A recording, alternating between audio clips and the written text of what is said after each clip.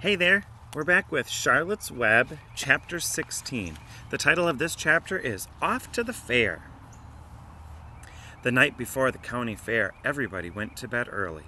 Fern and Avery were in bed by 8. Avery lay daydreaming that the Ferris wheel had stopped and that he was at the top car. Fern lay daydreaming that she was getting sick in the swings. Lurvy was in bed by 8:30. He lay daydreaming that he was throwing baseballs at a cloth cat and winning a genuine Navajo blanket. Mr. and Mrs. Zuckerman were in bed by 9. Mrs. Zuckerman lay dreaming about a deep freeze unit. Mr. Zuckerman lay dreaming about Wilbur. He dreamt that Wilbur had grown until he was 116 feet long and 92 feet high, and that he had won all the prizes at the fair and was covered with blue ribbons, and even had a blue ribbon tied to the end of his tail. Down in the barn cellar, the animals too went to sleep early, all except Charlotte. Tomorrow would be fair day. Every creature planned to get up early to see Wilbur off on his great adventure. When morning came, everybody got up at daylight.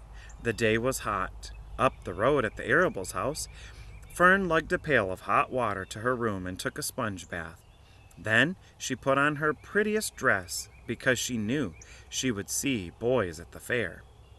Mrs. Arable scrubbed the back of Avery's neck and wet his hair and patted it and brushed it hard till it stuck to the top of his head, all but about 6 hairs that stood straight up.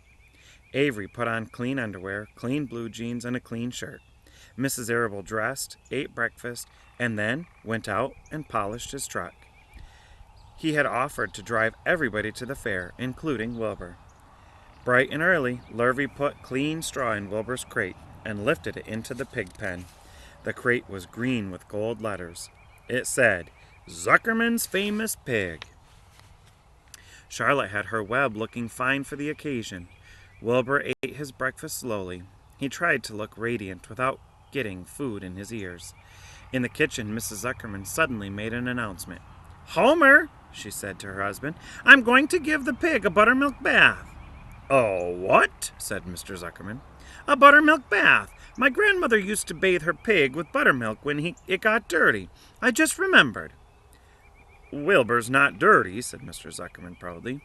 "He's filthy behind the ears," said Mrs. Zuckerman.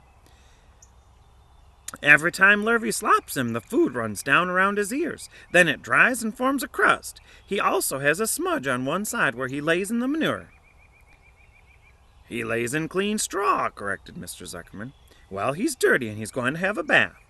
Mr. Zuckerman sat down weakly and ate a donut. His wife went to the woodshed. When she returned, she wore rubber boots and an old raincoat, and she carried a bucket of buttermilk and a small wooden paddle.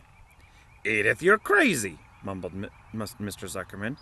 But she paid no attention to him. Together they walked to the pig pen. Mrs. Zuckerman wasted no time. She climbed in with Wilbur and went to work. Dipping her paddle in the buttermilk, she rubbed him all over. The geese gathered around to see the fun, and so did the sheep and lambs. Even Templeton poked his head out cautiously to watch Wilbur get a buttermilk bath. Charlotte got so interested she lowered herself on a dragline so that she could see better. Wilbur stood still and closed his eyes. He could feel the buttermilk trickling down his sides. He opened his mouth and some buttermilk ran in. It was delicious. He felt radiant and happy. When Mrs. Zuckerman got through and rubbed him dry, he was the cleanest, prettiest pig you ever saw. He was pure white, pink around the ears and snout, and smooth as silk. The Zuckermans went up to change into their best clothes. Lurvy went to shave and put on his plaid shirt and his purple necktie. The animals were left to themselves in the barn. The 7 gooselings paraded around and around their mother. "Please, please, please, please, please take us to the fair," begged the gooselings. Then all 7 began teasing to go. "Please, please, please, please, please, please, please." They made quite a racket. "Children," snapped the goose, "we're staying quietly at home. Only Wilbur Ilber is going to the fair." Just then Charlotte interrupted. "I shall go too," she said softly. "I have decided to go with Wilbur. He may need me." We can't tell what may happen at the fairgrounds. Somebody's got to go along and along who knows how to write. And I think Templeton better come too. I might need somebody to run errands and do general work. I'm staying right here, grumbled the rat. I haven't the slightest interest in fairs.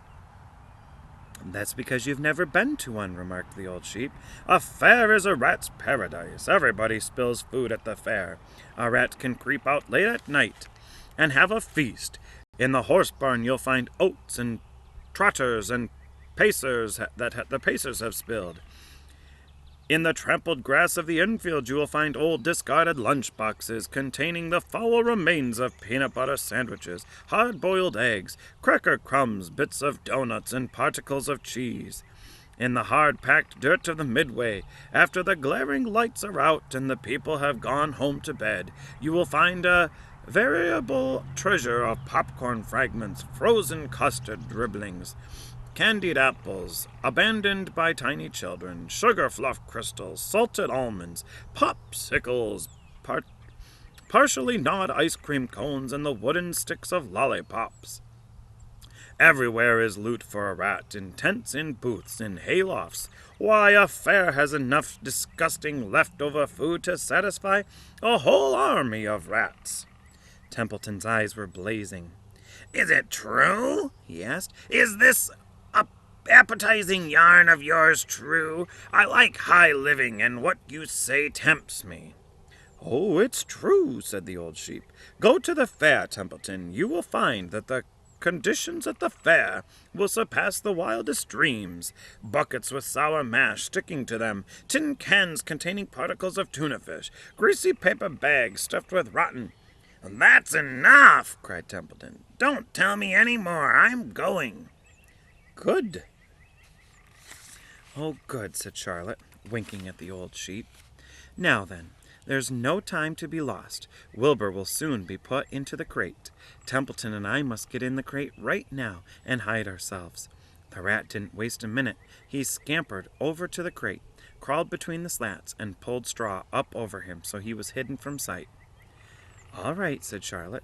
I'm next. She sailed into the air, let out a dragline, and dropped gently to the ground.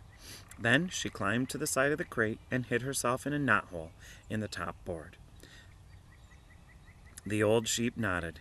What a cargo, she said. That sign ought to say Zuckerman's famous pig and 2 stowaways. Look out, the people are coming, umming, shouted the gander. Cheese it, cheese it, cheese it. The big truck with Mr. Arable at the wheel backed slowly down toward the barnyard. Lurvy and Mr. Zuckerman walked alongside. Fern and Avery were standing in the body of the truck, hanging on to the sideboards. Listen to me, said the old sheep to Wilbur. When they open the crate and try to put you in it, struggle. Don't go without a tussle. Pigs always resist. When they are being loaded. If I struggle, I'll get dirty, said Wilbur. Never mind that. Do as I say. Struggle. If you were to walk into the crate without resisting, Zuckerman might think you were bewitched. He'd be scared to go to the fair.